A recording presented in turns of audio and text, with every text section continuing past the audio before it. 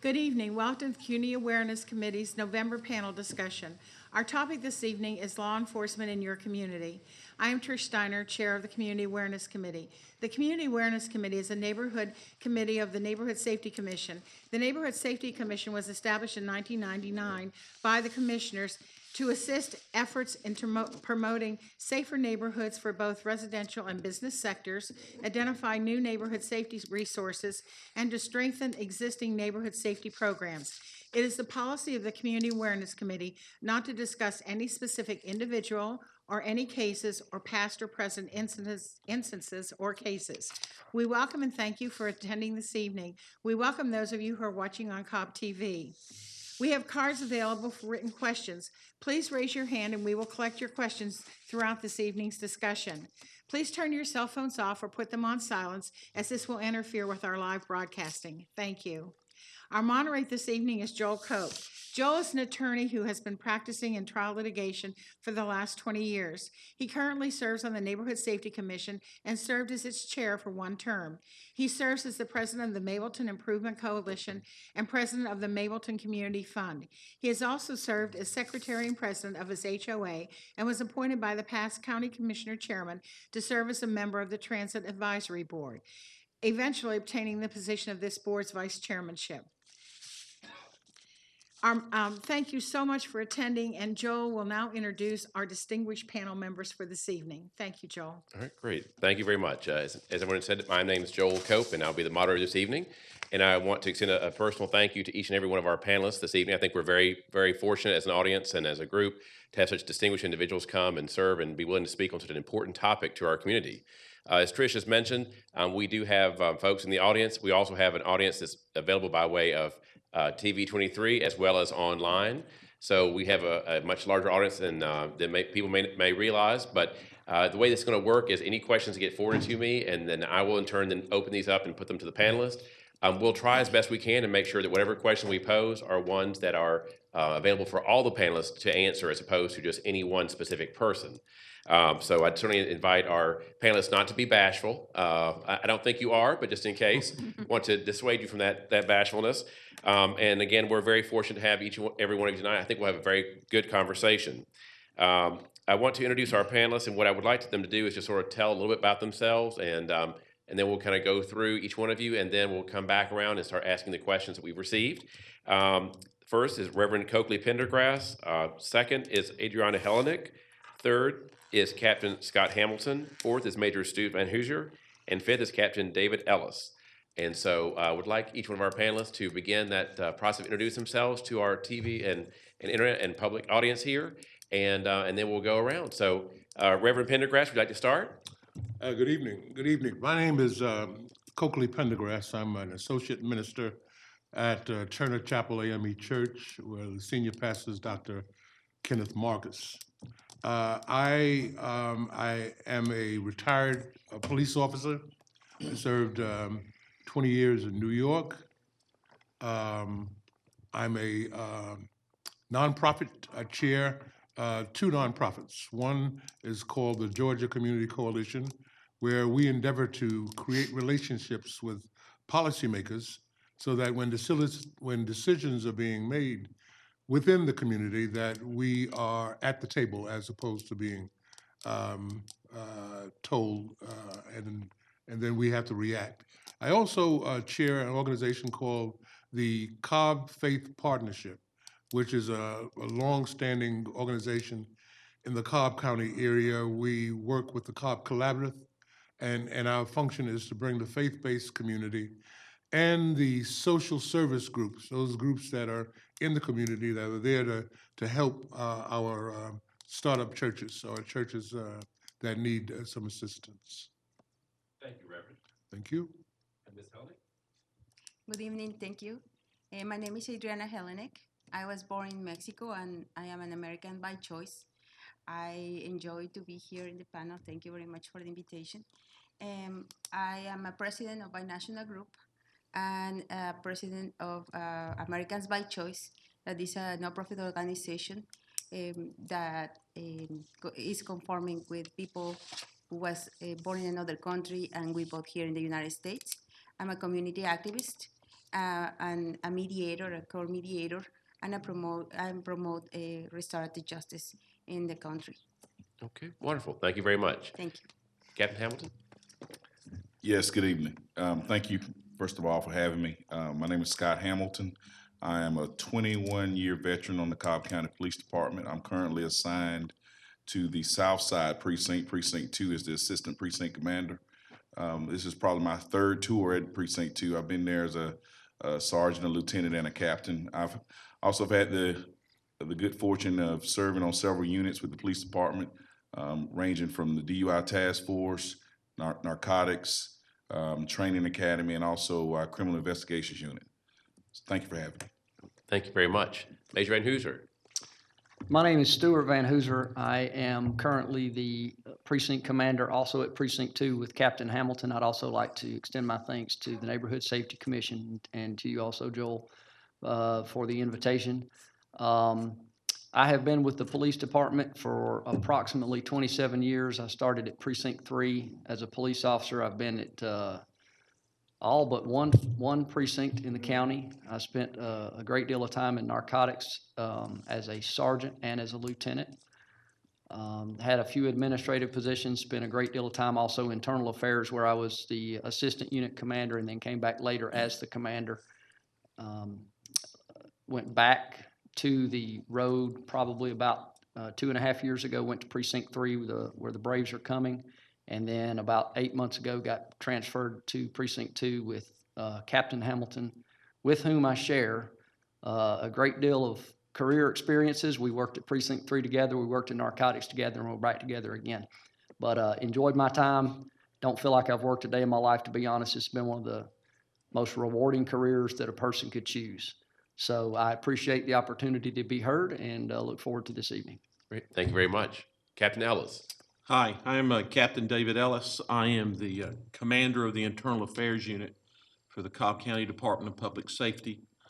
I was not born here in Cobb County, but I have no other memories than Cobb County. I attended Osborne High School and went to Kennesaw State University. I am honored to be here tonight and just welcome any questions or comments that you might have. All right, wonderful, thank you. And members of our audience, we've been joined by Mr. Ben Williams, as well as the panelists, and thank you for being here this evening. If you want to tell the audience a little bit about yourself, and then we'll go into our questions.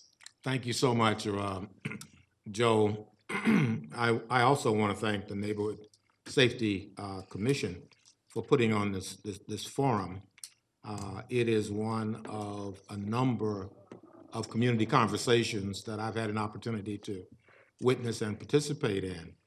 And this is the kind of stuff we want to do. My name is Dr. Ben Williams, and I'm president of the Cobb County chapter of the Southern Christian Leadership Conference, and also one of the founding members of a nonprofit community organization with the acronym COPS, Citizens of Public Safety. Our primary mission is to support and to be an advocate for law enforcement agencies here in Cobb County. Okay, wonderful. Thank you very much. Appreciate all of our panelists. I guess the first question, no particular order, what amount of training goes into creating a Cobb County police officer? I'll take that one, I suppose. Currently, we train approximately 22 weeks, I believe, is what we are currently at. And that begins in an academy, which is a classroom setting. We run our own academy. It's over 2 times longer than the state mandated training is. Once they graduate from that police academy, they go into what we call phase 2, which is the field training portion. I should mention that the classroom portion only by itself is the one that's approximately 22 weeks, give or take. The next phase is phase 2. During that phase, they're actually riding with what we call a field training officer, which is an officer that actually takes the recruit into the field, demonstrates how to do police work, and then gradually releases him to more and more solo responsibility as they go. The last 10 of his nights are spent basically doing the job by himself without the field training officer giving him any input, and he has to perform satisfactorily on the top 10 categories, which are the most important during those last 10 daily observation reports. They do that for a total of 50 daily observation reports. And that can take between 3 and 4 months, basically, depending on which shift you're on. We have 10-hour shifts, so it takes a little bit longer with the 10-hour shifts. Once they graduate from that, they go into phase 3 training, which is where they are overseen, supervised, and trained by a sergeant, but they don't have someone riding with them directly. They do that for 6 weeks. And once they graduate from that, they're actually on their own. However, we have a full 18 months worth of probationary status, so that if we see problems, we still actually can take quite a bit. We have a lot of leeway in the actions we can take against the employee. Altogether, I would estimate that it's a little bit over a year's worth of training, and then all the way up to the 18 months before they actually get released from probation. Okay. And many people probably have no idea about the structure. We hear the terms captain and major and lieutenant, but maybe people might not understand what that means. Like, what is the hierarchy from the basic officer all up to the top, up to chief? We're headed by Director of Public Safety, Mr. Sam Heaton. And from there, the police department has a police chief who is John Hauser, 2 deputy chiefs, and then we have, I believe, precinct majors and all precincts plus precinct majors in our special operations and our crimes against persons division. Then all the precinct majors have deputy commanders, which are captains, and then there are a myriad of other captains that command certain units like internal affairs or handle certain administrative posts throughout the department. Okay. From there, you have lieutenants, sergeants, FTOs or training officers, and then patrolmen. Okay. All right, great. Thank you. I know recently the precincts added the position of major to lead them. What was the reason behind that change? I probably could answer that better than anybody because I experienced being a precinct commander without an assistant, and now I've experienced it with an assistant. So at Precinct 3, I was the precinct commander, I was a captain. And at that point, we did not have an assistant. The workload was staggering, to say the least. Literally, I took my homework with me every single night. There was no way to keep up with it. It was immense, particularly at Precinct 3. It was a very busy precinct. I can speak that from experience now being at Precinct 2, it's even busier. The call volume at Precinct 2 is even higher.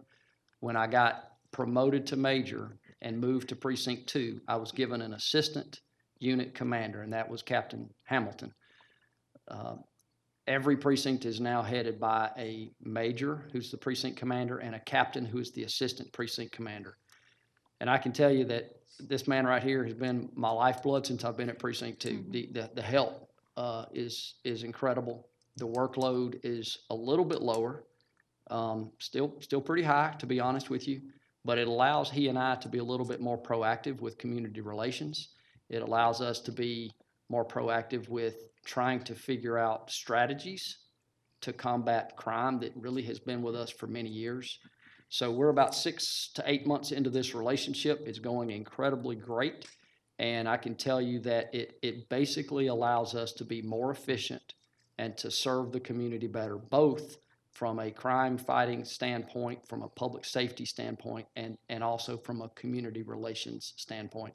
I can tell you that the amount of community relations that we do at Precinct 2 with Captain Hamilton here with me is probably, and I'm not exaggerating when I say this, it's probably 20 times more than I was able to do at Precinct 3. And I'm literally being serious with that estimate. It's really, really been an incredible help to this police department. Okay, great. Thank you. Captain Hamilton might have something to add to that because he's actually instrumental in that. I concur. Well, thank you. You helped clarify the issue. Thank you. During the process of police officers receiving training, whether it's in the academy or at later times, do they learn techniques and ways in which to better interface with members of the minority communities of the county? Well, as of current, I'm not really familiar with any per se direct courses that are being taught within the department to be able to I guess we're talking about interpersonal relations. I know for a fact that all the way up to the director, Mr. Heaton there, everyone is on the same page as far as we recognize that the importance of good relationships with the public. I think I've learned over the last year just how important. I used to think I was pretty good in interpersonal relations, and that that was a good trait to have. But I've seen it even more so over the course of the last few years, especially how the media sometimes have portrayed the police department and police officers. It's been really tough for these young ladies and young men to be out here on the streets right now. But I can tell you right now, especially, and I can only attest to Precinct 2 officers, they have not missed a beat. They realize, and I think it comes down to the leadership. And as the Major mentioned earlier, he and I both are very proactive when it comes to, one, crime fighting, but we're also quite familiar with how important interracial or interrelationships are important. So we preach that to our guys and our girls. So it starts at the top and filters down. And so as the director preaches it to the chief, who preaches it to the deputy chiefs, who preaches it to us, and it filters down to the troops. So as far as having classes, we need more of that. But as far as the culture, it has definitely been pushed throughout the police department. Okay. Does the law enforcement community actively seek out officers who are minority members? And if so, how do they accomplish that goal? It's probably best for me to answer that because Internal Affairs is actually in charge of the recruiting and hiring of all the police officers. Yes, we do seek out, but we seek out everyone, to be honest with you. And just to give you a good example or to exemplify this better, 10 years ago, we probably averaged about 1,000 applications a month to become police officers. Last year, we averaged about 270 applications a month, and this year we are averaging 180 applications a month for people to become police officers. So that just tells you now that as a whole, people are not applying for public safety jobs across the board. But we have a dedicated recruiter who goes out and recruits all over the place at job fairs sponsored by many different places, many different people, whether it's churches or Mr. Pendergrass and I just talked about having a job fair at Turner Chapel. But we go to Army bases, we go all over the Southeast recruiting people. We do not care what color or culture they come from. We just want people who, can qualify for the job and, make it. We average hiring about 4% of our applicants. That's just what usually makes it through the application process because, we do have high standards. But we do seek out everyone because we're 40 people short now, and we're actively recruiting everywhere. Okay. In that same vein, and since you mentioned you do work with recruitment, how about Cobb County going out and attracting members of minority, like our groups that are maybe people who speak Spanish or who are themselves Hispanic or Latino? We find we put a premium on people who are bilingual. Now, we do not pay them any more money, but all patrolmen get the same pay. However, when we find the opportunity to hire someone who is bilingual, that is someone who we actively recruit because it is very important. Do you know what number of officers now speak some level of proficiency in Spanish out of your current? I do not. Okay. And then I would assume that all those different officers are kind of distributed equally through the county. They wouldn't be all concentrated in one precinct or one particular area of the county. I do not know how they distribute them. That's above my pay grade, to be honest with you, sir. Okay. That's fair enough. No worries. Are there any tracking numbers done as to persons who have either been stopped or detained? They're people that are minority members. Is that tracked in any way? No, sure. Well, I would, when we take a police report, there is a name, a date of birth, an address, race, sex, all your demographic information is provided to the police. Occasionally, we may not use some of that for various reasons. They might not know the person's race, or there could be some other issues. But we actually, I mean, most of our reports, when we actually take them, they are going to list the person's race, sex, all their demographic information that you would expect a police department to take is included in that. Okay. What is the most likely scenario for a citizen to interact with law enforcement? What's the most frequent scenario that involves? Is it robbery? Is it being pulled over for a traffic stop? Is it, burning leaves in the wrong time of year? Numbers wise, I would say it's going to be traffic stops.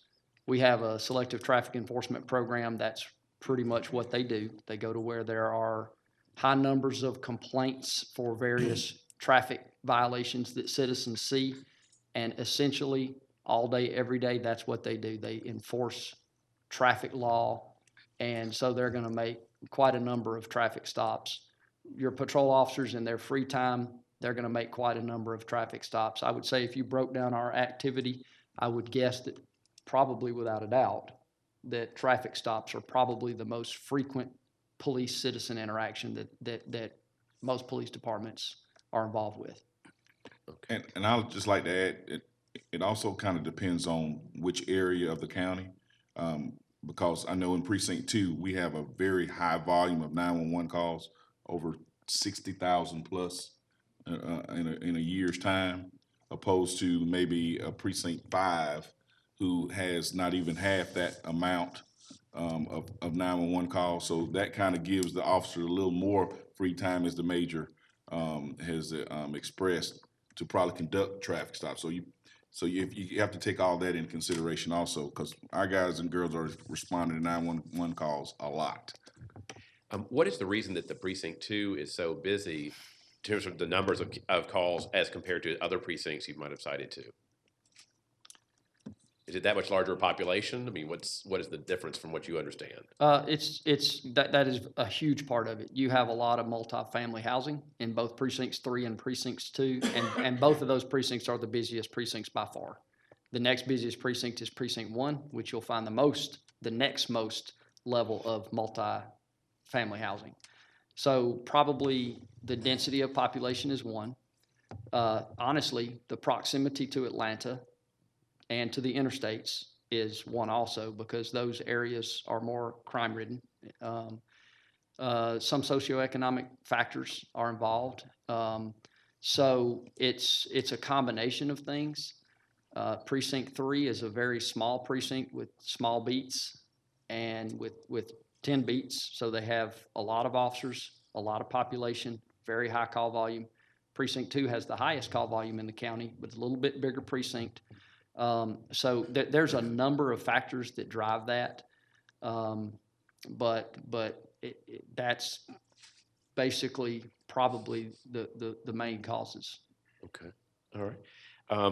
Going back to the discussion about the stops being most frequent, the way that people in the community deal with law enforcement on a regular basis, what are a citizen's rights if they are pulled over by law enforcement? Okay, I just want to make sure I'm understanding. You said, what are their rights? Yes, when they're pulled over by the police, whether it's a broken tail light, it's running a red light, driving too fast for conditions. What are their rights once they're pulled over? They're stopped. The police officer walks up to the window. What are their rights at that point? Okay, I'm going to answer it how I think you're asking the question. As far as their rights, if they're being stopped for a valid traffic offense. If they're issued a citation by the police officer, their rights obviously is they can go to the traffic court, state court, and they can contest the citation there.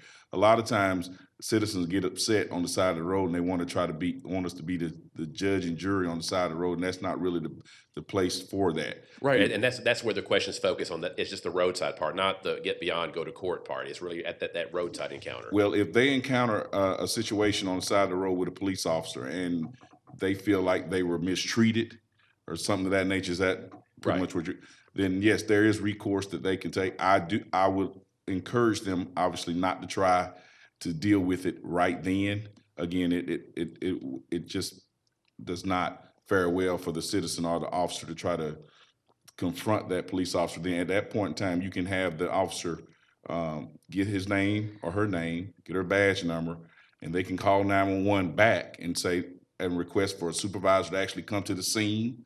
A more practical way would be to, when they get home, they can call and get the contact number for the supervisor for that particular precinct and file a complaint. There are several ways that they can file a complaint. They can file a complaint via telephone, via email. It could be anonymous. Again, I think I mentioned phone calls, letters. Or they can actually come to the precinct that day and ask for a supervisor to come and meet with them and express their concerns at that point. And then we have a formal complaint system in place for that very fact. Hey, Joel, I can probably give you a little bit of follow-up on that too, Sure. just from a legal perspective. When you're being stopped for a traffic violation, the officer has what's called reasonable suspicion. And the courts basically state that when an officer has reasonable suspicion that somebody has violated the law, the police can detain them even against their will. So the first thing to understand with the traffic stop is that you're being detained and you're not free to leave. Once that detention is made through multiple Supreme Court cases, officers are given broad latitude in how they handle that particular situation. And the reason they're given broad latitude is because of officer safety concerns. So they can ask people to step out of the car. They can ask people to stay in the car. They can ask people to do a number of things to assuage basically their safety concerns. So to counter that broad power that's given by the Supreme Court, we have policies in place at the police department that kind of help to make sure that that's a courteous and professional interaction. And those were the things that Captain Hamilton is referring to. So we want to be able to exercise those broad powers to keep our officers safe. At the same time, we want to make sure that our officers are interacting with the citizens as they should be. So what happens is if there's ever a dispute in the field about either did the officer overextend his power, did he tell me to do something that he wasn't authorized to, or was he discourteous, or was he rude in some way, or did he violate a policy, we want people to know that the time to challenge that is not on the side of the road, because that's going to increase the officer's concern for safety, and that's going to deteriorate the immediate situation. So we want them to cooperate physically with the police officer, and then we want them to give us a call, and we'll review both the legal aspects of it. Did they do everything they were supposed to do according to case law? And did they do everything that they're supposed to do regarding our policies and procedures? Okay. And viewed from the police perspective, when you do stop someone, what is the expectation of the conduct on the part of the person being stopped? I mean, are you wanting them to pop out of the car? Are you wanting to duck down in the seat?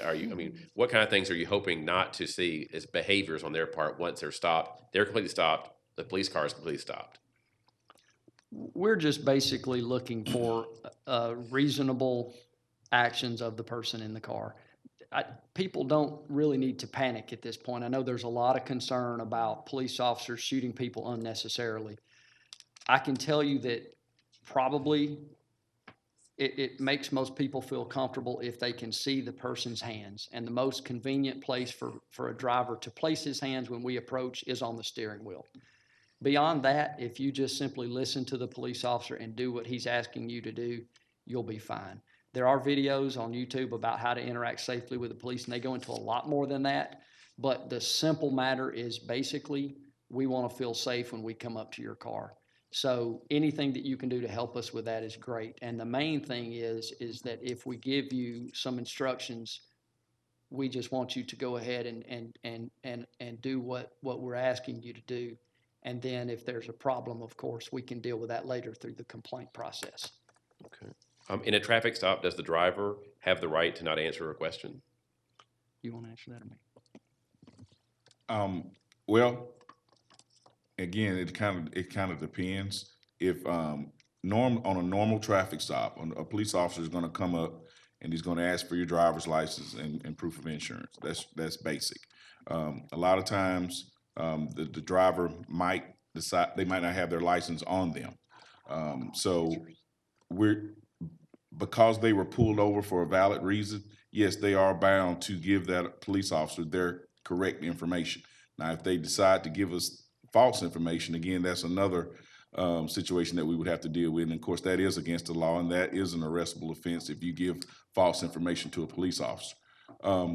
If you are a passenger inside the vehicle, there are times that police officers might ask you for, but you know, I'll just say, for instance, for your name and for your ID. You don't have to provide that information if you don't want to.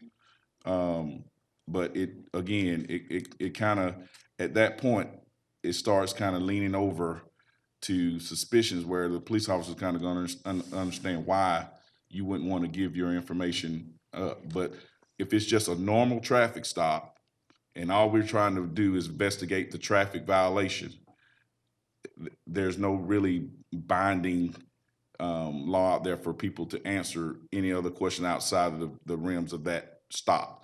Now, if for some reason the police officer has detected some other criminal activity, say he walks up there and smells an odor of marijuana, then it kind of changes at that point, because then it becomes an investigatory stop, and then he's going to start asking a lot of questions of everyone inside the vehicle.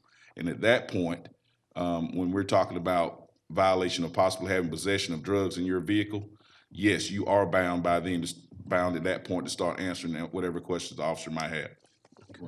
The only thing I would ask is, what he's basically talking about is your identification. So if we have detained you now at this point, you're a passenger in a car, and we suspect that you're doing something illegal, then yes, you have to identify yourself. However, you do not have to make statements against your own penal interests. In other words, if we say we want to ask you about a particular crime, you are not bound by law to tell us, yes, I did do this, or no, I didn't do that. You really don't have to answer those questions, but you do have to identify yourself, and you do have to provide basic identifying information to the police if they've detained you under reasonable suspicion of criminal activity. And sometimes you will not know that. There are cases where a police officer might stop a car. They don't want you to know that the police know that you or the people in the car have just committed this crime down the street, and they may not tell you all the information that they have in the initial phases. They may just say, I need everybody's identification. And if somebody refuses to give that, if it's, in the officer's opinion, mandatory that they give it, then the officer will explain that to them. You have to provide me the information. Again, if the person feels like later that was illegal, then they can call us, and we'll actually review the information that the officer had at the time, review the level of evidence he had, and we will make a determination on whether or not they had reasonable suspicion that that passenger in that car was actually suspected of committing a crime and therefore mandated to give their identification. What happens in this traffic stop if you pull someone over and that driver obviously speaks maybe only Spanish, and they can't communicate with the officer can't communicate with the driver? How does that handled by the police department?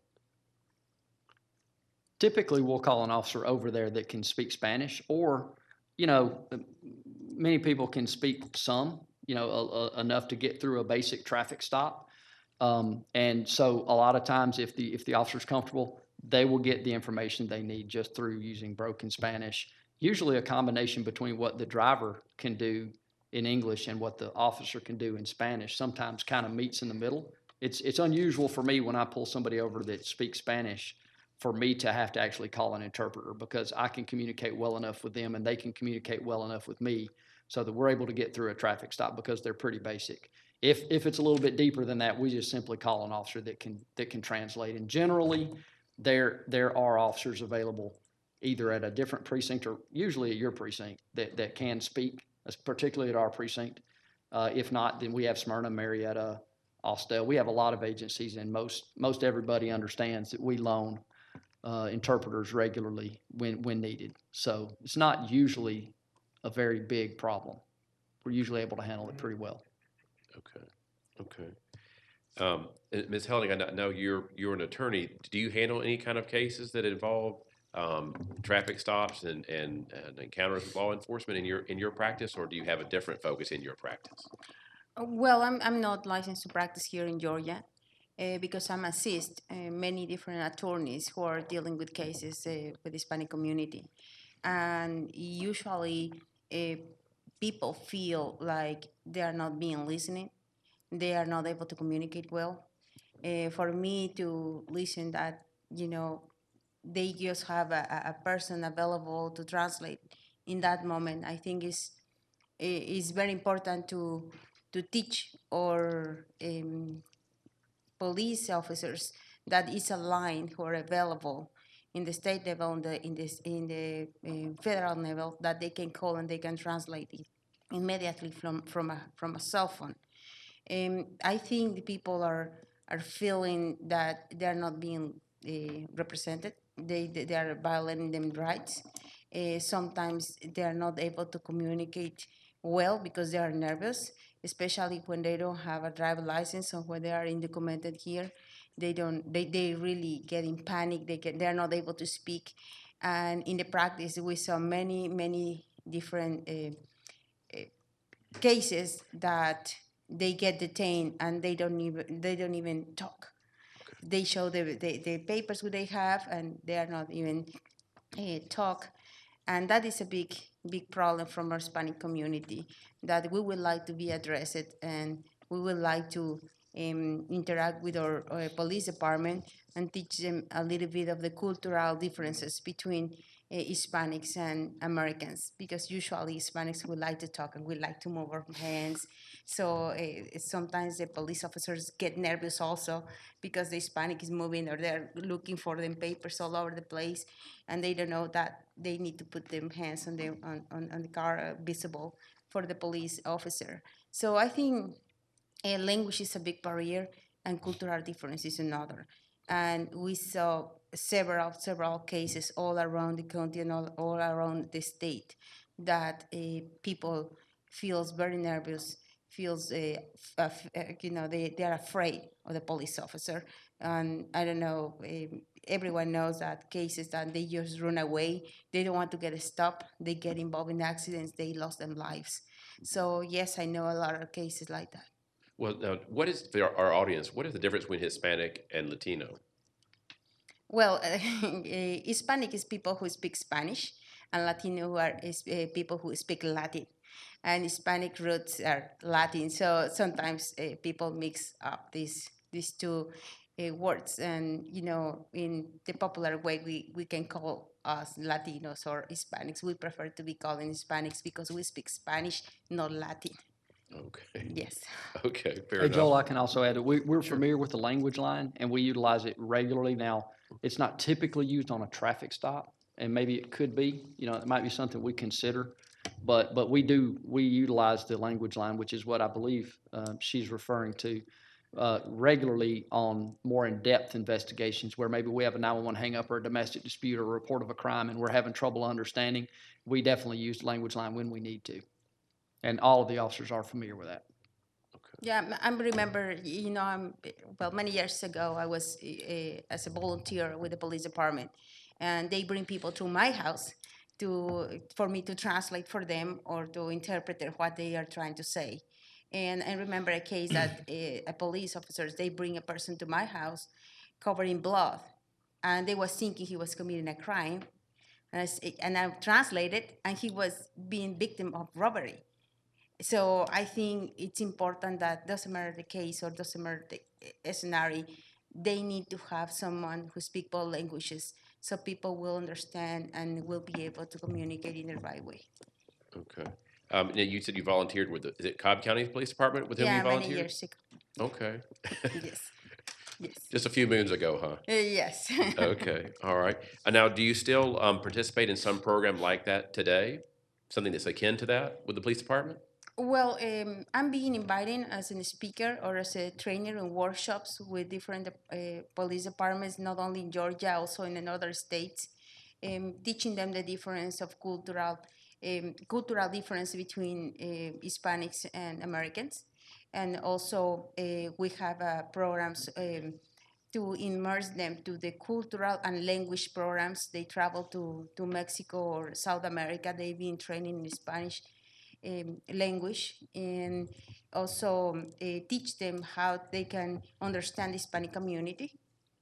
And also, I think it's important to approach the Hispanic community, make them feel secure, make them feel comfortable talking with a police officer, because we know that the changes of the immigration law and the 287G program who was adopted for the police department, especially here in Cobb County, is getting people nervous because they have the ability to ask you for your papers. They have the ability to ask you if you are legally or illegally here in this country. So that makes us nervous, even for me that I am a citizen. When I'm getting stopped for a police officer, I'm getting nervous because maybe because I'm look Latina, they will ask for my papers. So I'm always carrying in my purse, as an American citizen, I'm carrying in my purse my U.S. passport because I feel more secure. So if I'm getting detained, I can show them that I'm a citizen, and they cannot detain me because I'm look Hispanic or I cannot be an illegal immigrant. So I think it's a fear that everyone has in our Hispanic community right now. Not only people who doesn't have documents, also people who are citizens like me.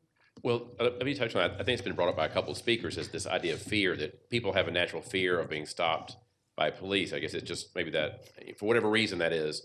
How does law enforcement deal with that? Because obviously when people are nervous, they may display behaviors that to an outsider may look suspicious, but in reality, it's just a simple, I'm terrified. I don't know what to do. How do you deal with that issue and address those concerns so you can tell legitimate fear from some of the more suspicious behaviors?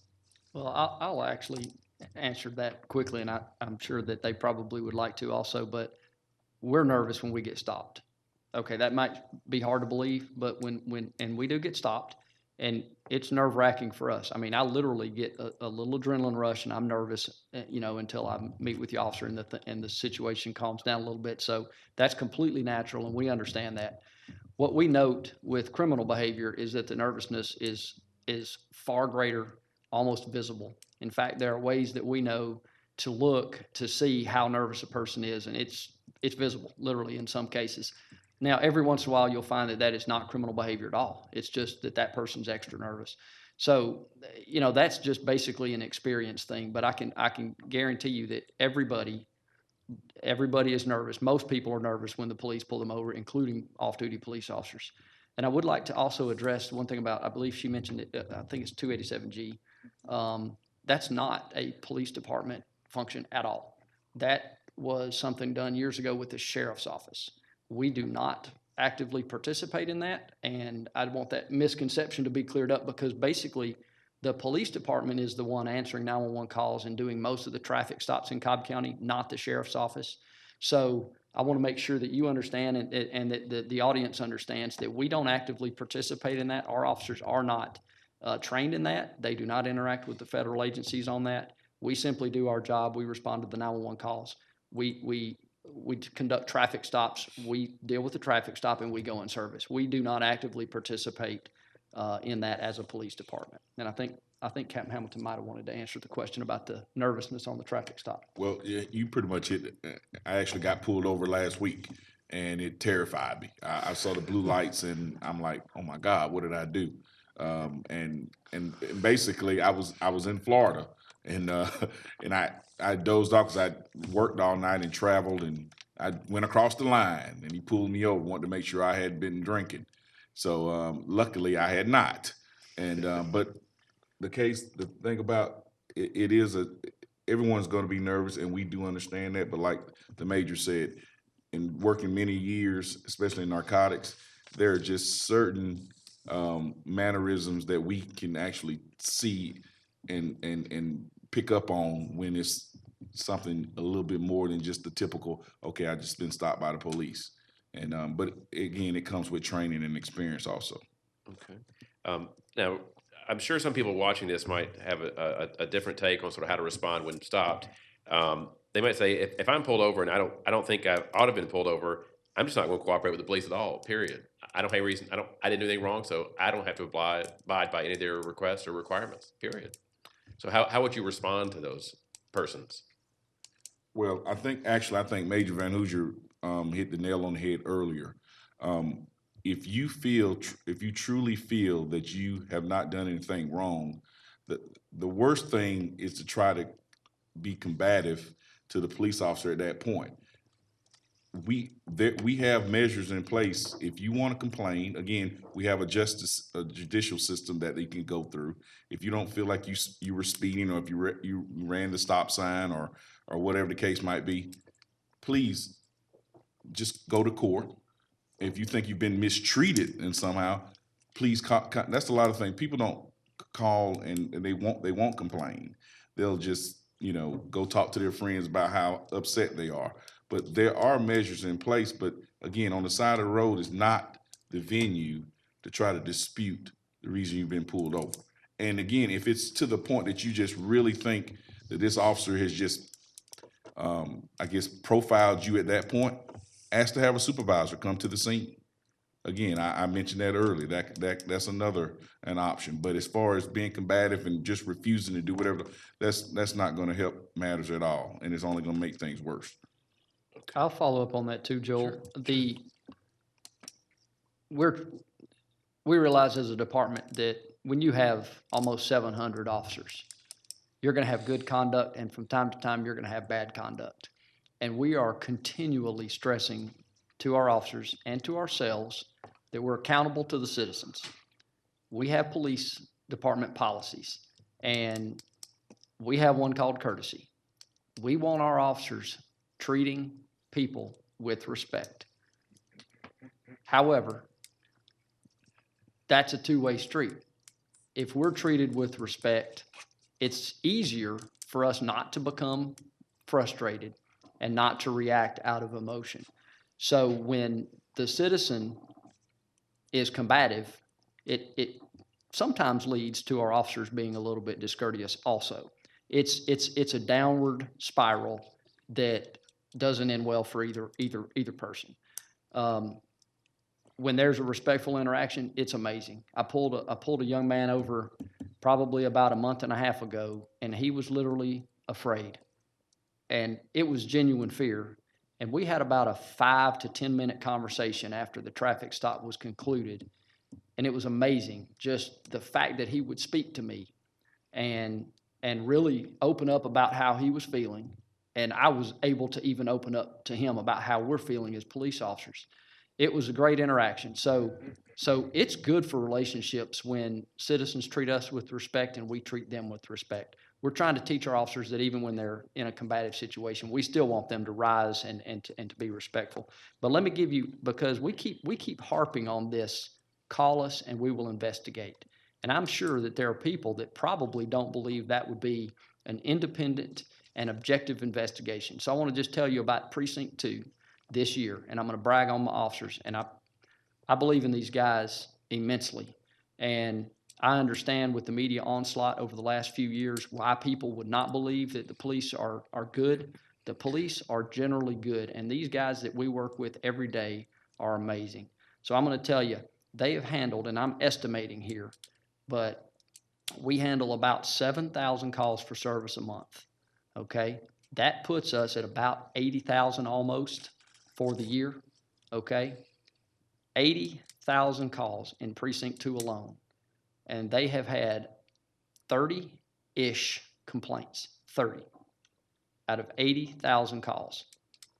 Of those complaints, 9 or 10, and the reason I'm a little iffy on the numbers is because we've had a few complaints the last few days that have come in, but 9 or 10 of those were sustained complaints, meaning we found that the officers did something incorrect. So we don't take 30 complaints and say 30 times the officer did nothing wrong. Almost everything is recorded. What these officers do every day, it's usually on film. We can see what they did. We can hear how they interacted. We can hear how the citizen is interacting with the officer. And we try so hard to be objective and so hard to correct behavior in our officers when we see that it needs to be corrected. And we're honest in that evaluation. So we want people to feel comfortable that if they do bring a complaint to us, it's not simply going to be a bunch of police covering for their own, because that's not what the stats bear out. In our precinct alone, that's about a third of the complaints that have come in are sustained, meaning we said the police officer did something wrong. And I will say this too, we have several in which someone calls in and complains, and they are absolutely not telling the truth. And we have this on video and we know it for a fact. So some of these complaints are just completely unfounded. So we want you to know that we do an honest evaluation of the police officer's conduct. It's not just a cooperate with police officer, do what he says, and call and complain, and then we're going to say he did everything correctly. No, we're going to take an objective look at it, and I can guarantee you that Captain Ellis will back me up because he is in internal affairs and the serious investigations go to him, and we do not just rubber stamp our officers' conduct. It is typical that the officers are in the clear. They are typically right. They typically know what they're doing, and most complaints, they're okay. But we sustain a substantial number of them, and we do look at this objectively. I think you made reference, Major, to about recording and film, so it kind of is a nice segue to body cameras. I think that's a technology that's been discussed at great length in the public domain these days. Does Cobb County currently use body cameras? And if so, what percentage of the officers who are out in the field have them at the present time, roughly? Well, I can tell you, interestingly, we started using body cameras before Ferguson, before the pressure on police to use body cameras even existed. And the reason that we did it is because we wanted to do it. Body cameras help the police. They help the police demonstrate in court that the evidence that they have is real and that the interaction that they claim happened really happened. In other words, if we say that we pulled over a car and we asked for consent to search the car and we found drugs in the car, sometimes juries might not really believe that. Why would somebody consent? But we have these body cameras now that actually show a close-up view of what happened, and you can hear the interaction better than you can on the cameras on the car. So we were eager to get them. We got 40 several years ago before Ferguson happened, and those were basically for our motor officers because the motor officers do not have cars in the cameras on their motorcycles.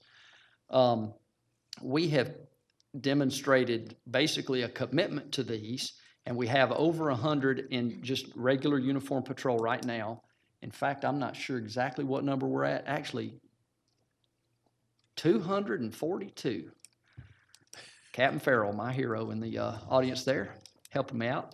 We have 242, and that's actually a much higher number than I was aware of. We have them at every precinct, and they're amazingly helpful for us. And they're helpful for citizens. But let me explore that actually. How are the body cameras helpful for the citizens who are being stopped, and how are they helpful for the police officers doing the stopping? Well, they're helpful for us because essentially almost every time we're able to prove that what we said happened actually did happen. I mean, most of the time these things are amazing for us to prove our cases in court is really the biggest reason that we use them. But they also help to clear officers of misconduct, and it helps to sustain misconduct when the officer actually did something wrong. It's an amazing tool. We don't resist it. We embrace it. I don't know of any officers that are on the street that don't want a body camera. They are great for the officers because most of these officers are doing the right thing. And, you know, I've heard stories and I've read news reports about other agencies in other parts of the country that are not excited about getting these body cameras. We're excited about getting them. There are a number of challenges with the body cameras. Number one is the initial expense of purchasing them, which is not the biggest problem. The biggest problem is our storage and retention of the videos. They take up an amazing amount of memory, and it takes staff to actually deal with that massive amount of data.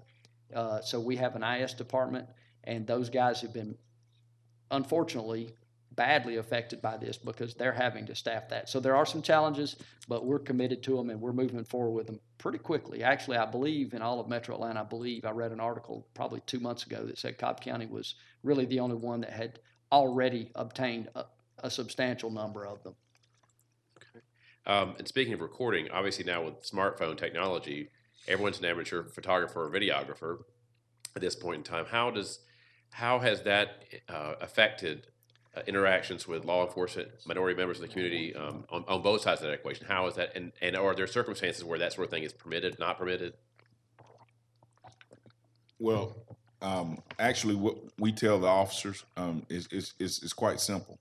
If you're doing your job, we don't really care who videos. I mean, we have people that are actually pull on the side of the road and video our officers with their cell phones, or even when the officer pulls a car over, you might have a passenger or someone recording them.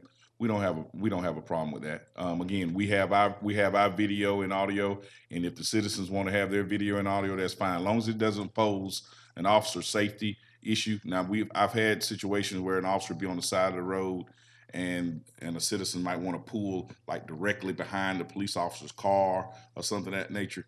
You're going to be addressed by that police officer at that point if you do something of that nature, and it's only because of officer safety. I mean, a police officer is not going to want to be standing there dealing with a violator and then have another person directly behind them when they don't know what's going on with them. So you're going to be addressed by that to move. And if you just move down the road or go on the other side of the road and start videoing, we have no problem with that whatsoever. It's not against the law. And again, we stress to them, as long as you're doing right, we don't care. Okay. Yes, ma'am. Yeah, Ms. on Helen? another hand, we are inviting people to recording with the phones. If they get detained or they are feeling that their rights are getting violated, we are talking in our communities, in our churches, in our communities, in the schools, that if something like that happen, they can record it. And like he said, that is not against the law, and they are able and free to do it. So we really enforce that in our communities. And when you say we, who are you referring to there? That you encourage people, who are the we that are encouraging people to use their video Many camera? different organizations, many different leaders in the community. We get together and we are talking, especially me in my workshops in the churches or at the schools with parents. We are encouraged to record in situations like that. First, because it's their right to do it, it's not against the law, and second, because make them feel secure. And we are working to avoid that they are afraid of the police department or any type of authority. Yes, Reverend. Joel, I'd like to go back to a question that was asked earlier. As an ex-police officer, as a rather large person, if I'm driving out at night and the siren comes on, and it could just be going past me, some parts of my body just starts clutching up. There's a nervousness, there's a concern. You don't know. We truly understand that the vast majority of police officers, men and women, are good people, but stuff happens. Things get escalated, and so when you're sitting there driving, you're saying, you don't know who's behind you. What is going on in that car? Because I know for a fact that having spent, and these gentlemen will tell you the same, having spent time as a police officer, your daily activities, those issues of the day, when you put that uniform on, it doesn't leave you. It stays with you. You take it on to work. So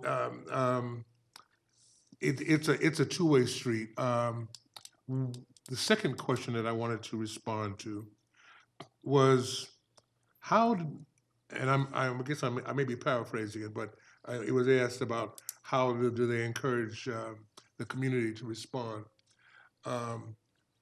What I do in my communications with youth, with even young adults, you have to think about the fact that you have got to survive. Just like I was saying how I felt, you've got to survive this incident. So you have got to. You can't be macho if a police officer has pulled you over. They're nervous. It's late at night, and all of a sudden you don't want to give your information, or you want to give an attitude. That to me is actually you're asking to get hurt. So it's about trying to de-escalate. It's about getting home. It's about getting past the situation. And if you have, as one of the officers said, or probably all three of them have said at different times, if you have a complaint, then you come back and go through the process the next day and tell them, hey, you know, this is, I'm unhappy with what happened, and this is what happened. But the key is you've survived the incident. And that's the key. The key for me when I talk to young black, young brown, young Caucasian, because we get this conversation, particularly in our churches. How do we survive? And the issue is to survive. Well, and that's a great point, Reverend. I was actually going to ask, how does your church and how do local churches work with law enforcement officers to help deal with these issues specifically? Specifically, we invite, as we had a conversation earlier before we started, we are open to the police, let's just call it as the safety officers to come in and discuss the issues. Right now, there's a fear, and you know what's happening now. There's a fear in our community. Our young people have to get to see police officers in uniform and develop a relationship. And that's part of my nonprofit. It's about having dialogue, having a relationship. And if our young people, if God knows, you see all kinds of attitudes. You know, they're thinking that, you know, I mean, just think about yourself when you were 18, 17, 16. We thought we were in control of the world. That was just 2 years ago. I can appreciate that. Mine, for me, was 70 plus.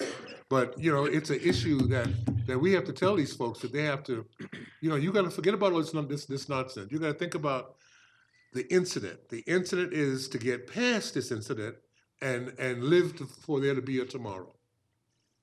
Now, you asked about Turner. I babble. I apologize. But we are open to the police community to come in and talk to our young people. We are open for the police community to come in and have what was that? A business? Not a business, but what was that we were talking about? The job fair. Job fair. So we're open for that. Hey, Joel, can I Surely, do a little bit of follow-up? surely. Reverend, first of all, I want to thank you because when the police department says these types of things, sometimes it falls on deaf ears, but people in our community that are basically saying the same or very similar message, there's more credibility, and I can tell you, sir, that I appreciate that from the bottom of my heart, and we will actually, after this is over, we'll be more than happy to get with you if you'd like to do something with your church. But I'd like to address a few things that he said, and one of them's a shame. And what he said was that there's a fear when he sees a police officer and when the young people in his church and the youth in general see or are around a police officer, there's immense fear. And that's the same thing I experienced on the traffic stop that I told you about. This guy was sincerely afraid of the police. I want this to be put in perspective a little bit. We have heard a lot of negativity over the past 2 years about the police. And I can tell you that if the media decided that they were going to show nothing bad about the police for 2 years and only great things, people would be very high on the police and they would not be afraid of the police. The police, the media is being selective in what they show and what they do not show about the police. The Washington Post is tracking or has been tracking since 2015 the number of fatality police shootings in America. And those statistics bear out that 97% of the people that were killed by police were actually resisting arrest. 97%, either a foot chase, a fight, a shootout, a knife attack, trying to get the officer's weapon, a number of different situations in those 990 people that were shot and killed by police. But the key factor in almost every one of them, some of them were not. Some of them, about 30, were not resisting police. But the key factor in 97% was that they were resisting arrest. And that's why when the Reverend and when Captain Hamilton and all of us up here are saying cooperate with the police on the scene, and if you feel like they did something wrong, come to us later. But my point to this is that cooperating with the police on the scene, up to and including an arrest, because if we're wrong on the arrest, we have to prove beyond a reasonable doubt that that person is guilty. So there are avenues if we're wrong on the arrest. But in these cases, they were resisting arrest. So for a normal law-abiding citizen to be feeling this type of fear, we want to get the message to those people that that fear is misplaced. We want them to know us. However, we do outreach meetings very regularly, and we see attendance sometimes that is very low. So what's happening is we are doing programs to reach out to the community, but we get a very, very low turnout, and we put a lot of effort into these meetings. So I want you guys to know that we're thinking about ways to overcome that and to get in front of the audience that we think we need to be in front of. A couple of weeks ago, we went to South Cobb High School. Every single freshman at South Cobb High School got to know us, every single one of them. We did about a 30 to 45-minute program with them where we did exactly what we're doing here, where we actually took questions. They were not at all bashful. They asked us some very, very tough questions, but we got to know those guys. And we did that proactively because what we're finding when we have a community meeting at night, good people show up, but not that many of them. So we're actually taking steps to do that. Reverend Pendergrass mentioned de-escalation. Director Heaton, Captain Farrell, myself, Captain Ellis, we all went to a class about 2 months ago about community policing and about de-escalation. Unbelievable class. And there's not a leader in our department that went to that training that did not want to bring that to every one of our officers, both of them, community policing and de-escalation. So we are on board with this. We think it'll be incredible for our officers. We think it'll be incredible for the community. We are basically trying to work out the logistics and the money right now to get that basically taught to all of our officers. No promises can be made on that, but that is the goal of the leadership that went to those classes. And can you kind of explain to people who may not know, what is community policing? What is the philosophy behind it? Well, it's about relationship building, honestly. I'm going to give kudos where kudos are due. Captain Hamilton has been on me ever since February 28th when we got transferred to Zone 2 to do more with community policing. But what it basically essentially means is we're going to be building trust with the community that we don't have right now. And one of the big concepts that they taught us in this class, which is incredible, is it's a simple concept, but it's basically get out of the car. Get out of the car, get out on foot, talk to people in the community, let them see that you're a person, you're not a robot in a car. Talk to them, interact with them, build a relationship with them. And it's amazing what fruit that produces for the police department. Not only good community relations, but we also get information on criminal activity.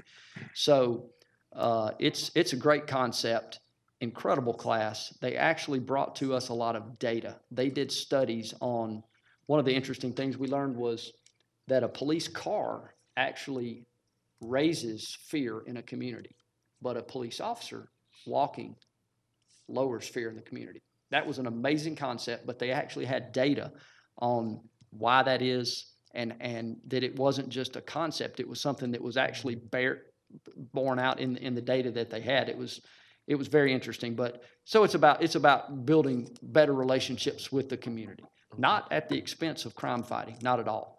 It's in concert with proactive policing and technology advancements and things like that can deter and prevent and capture criminals. So it's not that community policing would take the place of traditional policing.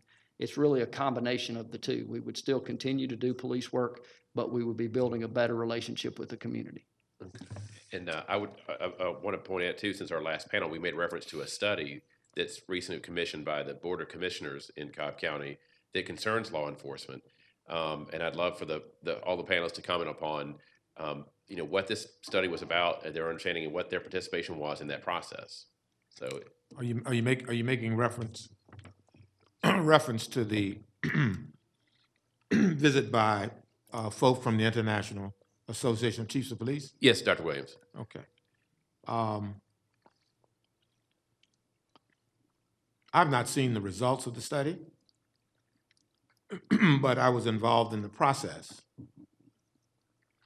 of the independent group coming in to do both an inside and, as best they could, an outside scan on what perceptions were like. In talking with the visitors, after they had two community meetings, one in East Cobb that represents a certain demographic of residents in Cobb, and another in South Cobb. My sense is that they walked away with an understanding that aligns with what most of the national studies have concluded, that race drives perceptions of police officers. Right or wrong, right or wrong. If you look at the study done by the National Bar Association, for example, and at least the anecdotal feedback that I received from the visiting team, it is, what do you call that, with respect to views of policing in Cobb County, it is two different worlds. Above and beyond, what do you call that, zip codes, there's a distinction. So that's one of the highlights that came out of that. The study was certainly a lot more detailed than that, and the findings, I believe, are yet to be made public. Okay. All right. Thank you, Doctor. Anyone else want to speak about the study, what it's designed to accomplish, what's been going on with it? I can't speak. I can't speak on the study. I just know that the Organization of Chiefs of Police, if I remember, is that the same program? Yes, sir. Yeah. I think it would have to be positive if a positive group is coming in and they're working along with the present police department, and they have reached an understanding, if it's compatible, that it's a learning process. You have to learn. You have to go forward with some positive information. And my prayer is that it's a good thing. I personally, my encounters with police, and even where I received a ticket, there was an incident. I received the ticket. The young officer who responded was intelligent. He was able to articulate the situation. He de-escalated the program, the process, that experience. And if it wasn't that I had to pay $110, I would have enjoyed it. But that's my experience. Now, unfortunately, there are situations that have happened in our recent past where some folks have, one young man has been killed. An opinion, we all have our opinions as to why this came about. But I think it is my opinion that we have a very good police department in our cities, and that the men and women that man the forces are doing an excellent job. I would like to just follow up with my opinion on the IACP that came. I want to take this time to really just commend the director and County Manager Hankerson. They both had the vision, and they actually solicited the IACP to come in and to view our police department. And I think a lot of times people looked at it as, Cobb County has done something wrong. That's why the AACP is there to investigating. But it was quite clear, just speaking, because I was one of the people that they interviewed, and it was quite clear that their reasoning for being here is they truly just wanted to find out how we can make our department better. And that was emphasized throughout the entire time that IACP was here. So again, I just want to thank Director Heaton and County Manager for doing that.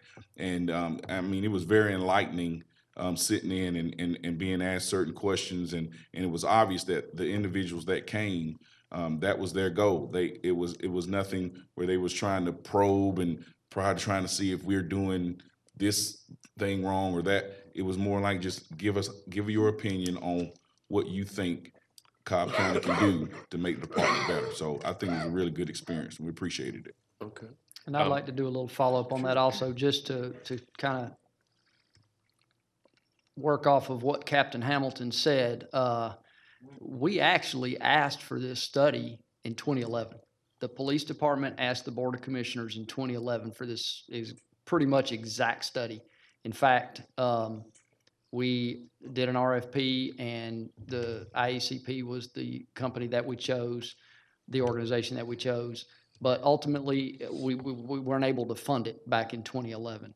So there were some issues later that brought it back on the table, and the police department was actually ecstatic. We want to improve the police department in several ways, not just with community relations like we're doing tonight, but in other ways also. And the IACP review of our department encompasses not only community perceptions and the anecdotal evidence that Mr. Williams was referring to earlier. It also addresses staffing. It addresses many of the issues that we feel like we need to improve in order just to be a better police department overall. So it's an outstanding thing. We're very happy to have it.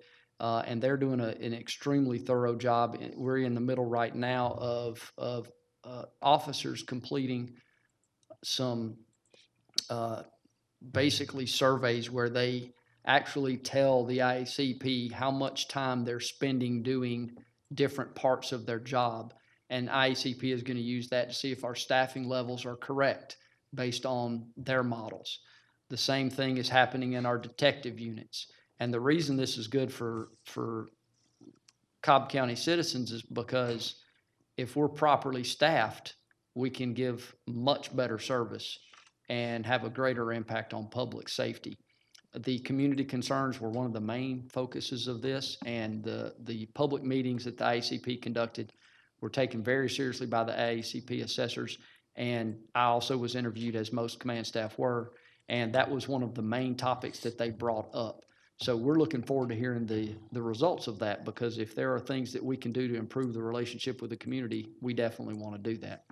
And sorry, Dr. Yeah, Williams. I was just going to say, before we move too far, there were a couple of things. I've been trying to listen intently to really get a flow of what this conversation is.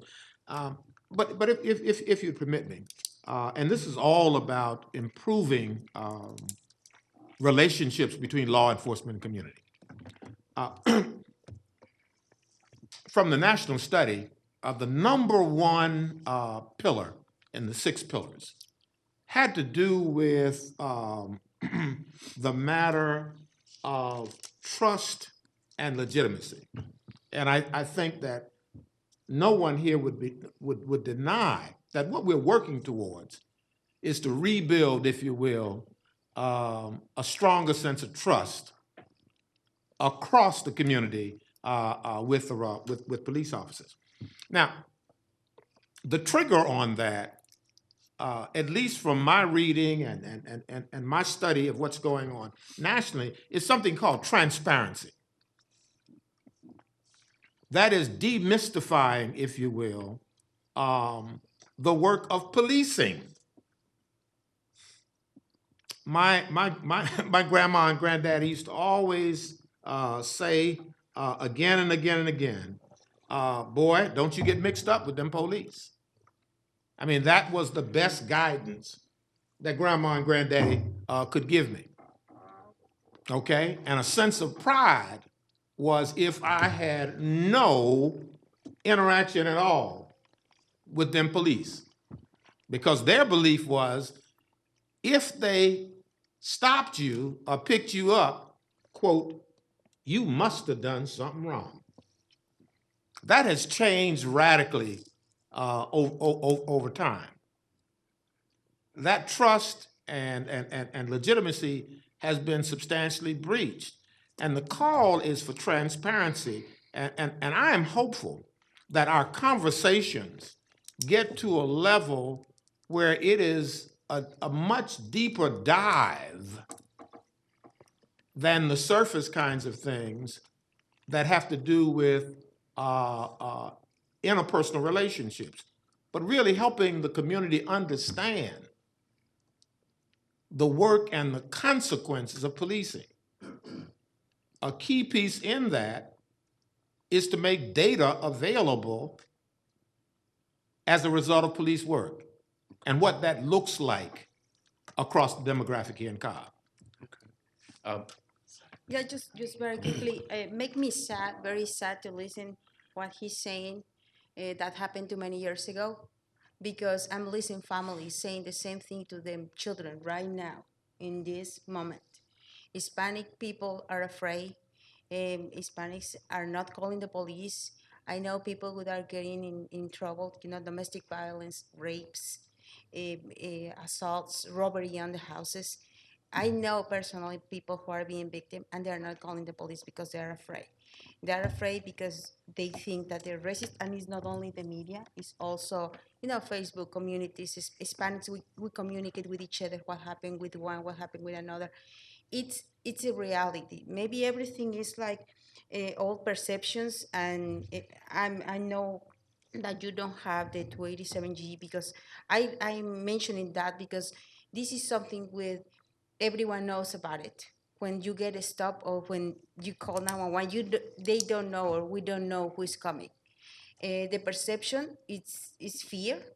It's a reality. It's a lot of work we needs to be done. I'm glad that they are talking about the approach to community because we need more, and we really need to approach the Hispanic community because they are not calling the police, and that action is damaging everyone in Cobb County. Because if they're not calling for a house robbery, the next house will be any house. So I think it's important to be more sensitive about what is the reality.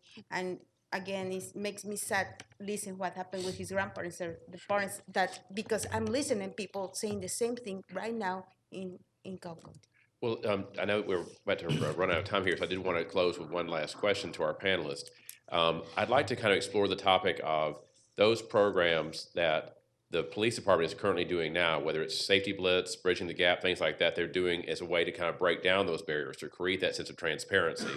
And to those members of our panel who are not members of the law enforcement community, what your specific groups are doing to help foster and build those positive relationships. So the police department wants to speak first, or Reverend Pendergrass, you want to go first because you're closer to me? Okay. Next time I'm gonna sit on the other end. I'd be glad to. I'm the community. I'm not just the church, but I represent a number of different. I'm also a member of the COPS, one of the founding members of that, and we have a member out in the audience who's a part of that. A number of nonprofits, and what I do through my Georgia Community Coalition is that we bring the community of nonprofits together to sit and have, and I'm going to use the term again, dialogue, have conversations, to talk about those issues, and then to be able to express, to feel comfortable to talk about what they're actually explaining. We have invited our safety department of individuals to come in. If you were to check my Georgia Cobb Faith Partnership, you will see that we had a meeting and there was a young officer coming. He was coming in. They were handling the parking, but I invited him in to come in and be introduced to the folks that were there. Now these were adults, but the issue is that we have to be transparent. We have to be open. We have to figure out a way to be able to communicate with each other. Okay. All right. Major Anhuser or Captain Hamilton, you want to speak to the programs that you're doing? Sure. First of all, I want to mention that, and we've been talking about it pretty much all evening, that a lot of the community events or community meetings that the Major and I have been tasked with going to has been been incredible. But the problem has been we had low turnouts. And we have generated, and we've actually been the ones to go out and implement these meetings ourselves, and we advertise. I mean, you know, set aside from just putting neon lights on the side of each corner, we try to get the word out to the public that, you know, we want you to come out and have the transparency that Dr. Williams mentioned, because we have nothing to hide in the department. We'll talk about our policies. We'll explain to you why we do what we do. We have no qualm about doing that, but we have to have those people to come, because everyone that's coming are the law-abiding citizens that don't do anything wrong. But we need people that's going to come that actually might have questionable past. They might want to understand why the police have treated them the way they've been treated in the past. So we just encourage, I want to just take this time, when you hear about these meetings that we're going to be present to, like tonight, we would like for you to come and show up. Another program that we have is the Police Athletic League. I'm proud to say that I'm on the board for that organization, and it started about 5-6 years ago. And it was generated and started down on the south side at our precinct 2, and it was basically implemented to target those youth that are at risk, the at-risk youth that we kind of pinpointed as possibly being in a situation that might lead them down the wrong path. So with that Police Athletic League, we have several sports that we are participating in. I myself, I'm in charge of the football camp that we do every summer. Captain Ellis is actually in charge of the baseball program that we started 2 years ago. We added soccer last year, and then one of our most prevalent event is our track team. Our track team is awesome. It is manned by several officers, and I mean these young kids are great. They actually compete statewide. They won state championships. We have recently talked about, and I'll go ahead and give a quick little advertisement for basketball that we want to try to implement next year.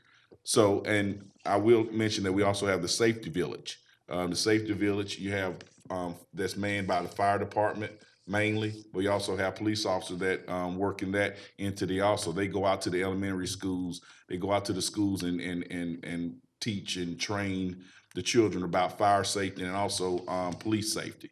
So there are programs that we are trying to generate from our side of the house, because we do, like Dr. Williams said, I completely agree with him, that we do need to be more transparent. And I'm just going to go back and say the community policing, you can pull all the data you want. We train our officers how to shoot. We train our officers how to drive. We train our officers how to defend themselves. But we do need to do a better job on treating them how to treat people. And I also was raised by a grandma and a granddaddy down in South Georgia who told me, hey, as long as you treat people with respect, they'll treat you with respect. So that's really all. It's really simple. It's a simple concept. Get out of your cars, go out here and talk to people, and you will see how much good interaction you'll receive from the public. Okay, well, wonderful. Well, I hate to cut the conversation off at this point, but I think our time has run out here. But I do want to thank each and every one of you, specifically Reverend Pendergrass and Adriana Hellenick, Captain Scott Hamilton, Captain David Ellis, Major Stu Van Hooser, and Dr. Ben Williams. I think that our audience has been treated to a very informative and thorough discussion tonight, and I thank each and every one of you for giving up time of your personal time to come here and share your wisdom and your perspectives with our audience. And I think this has been a very, very enlightening conversation for everyone. So we thank you very, very much for your help. And I think without further ado, I'll turn it over to Trish. Thank you. Thank you for attending and watching on Cobb TV this evening. We especially want to thank Joel, our phenomenal moderator, and our dynamic panel members. We are honored to have each of you as panel members this evening. Our community is very fortunate to have each of you serving in our police department and as community volunteers. We commend and thank Major Van Hooser, Captain Hamilton, and Captain Ellis for your daily dedication to protect, educate, have open communication, and serve the residents of Cobb. We especially thank you for risking your life daily to protect the citizens and businesses of Cobb County. We thank Coakley, Adriana, and Ben for your dedication to volunteer and help in your community. A special thank you to David for broadcasting tonight's discussion on Cobb TV. Thank you for joining us this evening. We invite you to watch all of our 2013 through 2016 panel discussions on Cobb TV or link from the Neighborhood Safety Commission website. We do not have a panel discussion in December. Please join us Wednesday, January the 18th at 7 p.m., and we wish each of you a very happy holiday. Thank you.